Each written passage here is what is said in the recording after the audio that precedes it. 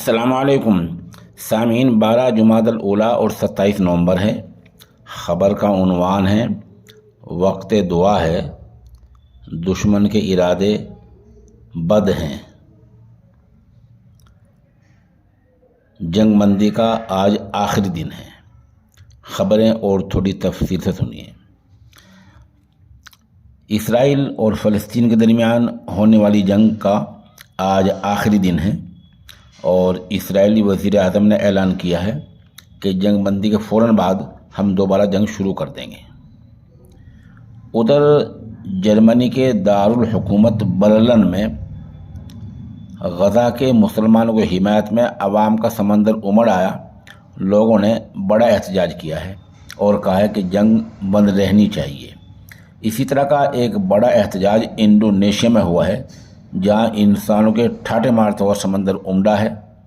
ہزاروں لاکھوں لوگ آئے ہیں اور سبھی کی ایک ہی مانگ تھی کہ سیز فائر باقی رہنا چاہیے، جنگ اب نہیں ہونی چاہیے۔ جنگ بندی کا آج آخری دن ہے۔ اس دوران امریکہ اور فرانس نے مزید وقفے کی امید ظاہر کی ہے اور اسی دوران قطر نے بھی اپنی مہم تیز کر دی ہے تاکہ جنگ بندی کو بڑھایا جا سکے۔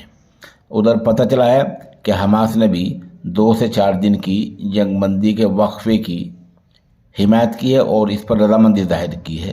اب دیکھنا یہ ہے کہ اسرائیل کا رد عمل شام تک کیا ہونا ہے۔ ادھر مقبوضہ بیت المقدس میں اسرائیلی وزیر اعظم نتن یاہو کے خلاف زبردست مظاہرہ ہوا ہے اور اسرائیل کے لوگوں نے ہی جنگ بندی باقی رہنے کی مانگ کی ہے۔ مطالبہ کیا ہے کہ جنگ بند رہنی چاہیے اور آگے جنگ نہیں ہونی چاہیے۔ بتا دیں حماس نے اب تک 54 یرغمالیوں کو رہا کر دیا ہے، جبکہ اسرائیل نے 117 فلسطینیوں کو چھوڑا ہے۔ یہ کل اتوار کے دن کی دیر شام تک کی رپورٹ ہے۔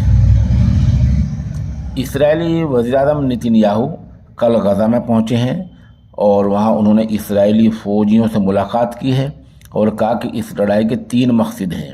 نمبر 1 تمام یرغمالیوں کی رہائی، نمبر 2 حماس کا خاتمہ اور نمبر 3 یہ یقینی بنانا کہ غزہ پھر دوبارہ کبھی اسرائیل کے لیے خطرہ نہ بن سکے۔ بہرحال آج جنگ کا آخری دن ہے۔ وقت دعا ہے کہ اللہ تعالیٰ امن و شانتی قائم رکھے اور یہ مزید جنگ نہ ہو، کیونکہ جنگ کسی بھی مسئلے کا حل نہیں ہے۔